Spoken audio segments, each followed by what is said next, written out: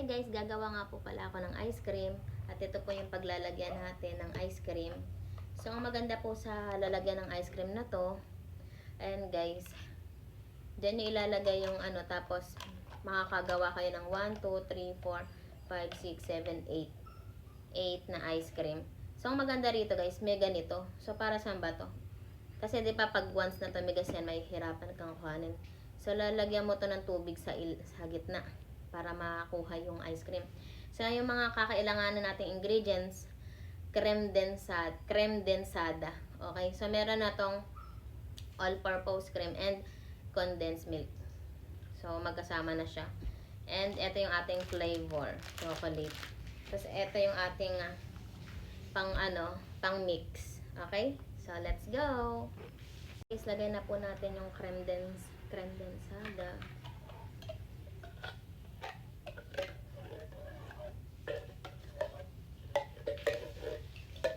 Dami oh.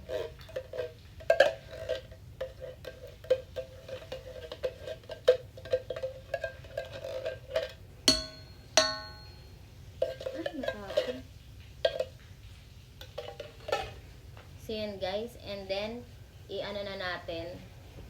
And then, i-mix na po natin.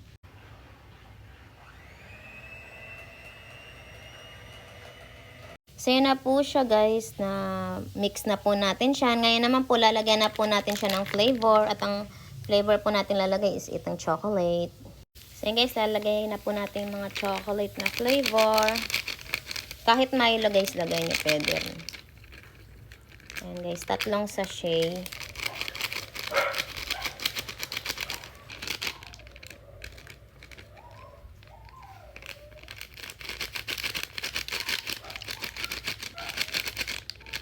Ayan, and then i-mix na po ulit natin.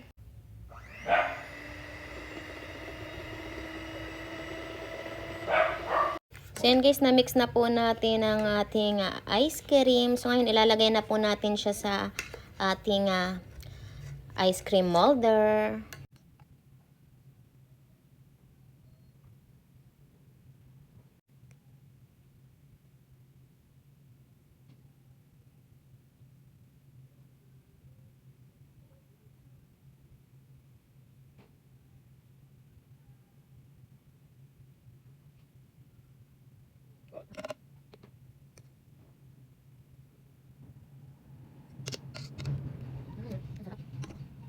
So yan guys, nalagay na po natin yung ating ice cream. So ngayon, lagay na po natin yung kanilang hawakan.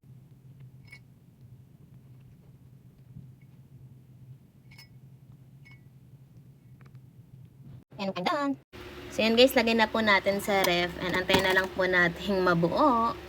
So yan guys, buo na po yung ating ice cream. And uunahin ko munang kainin ito, yung nandito.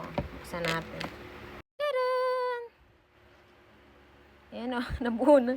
Kaya ko na lang kainin nyo nandito. So kung gusto nyo rin guys ng ice cream molder, click nyo lang yellow basket. Mura lang yan.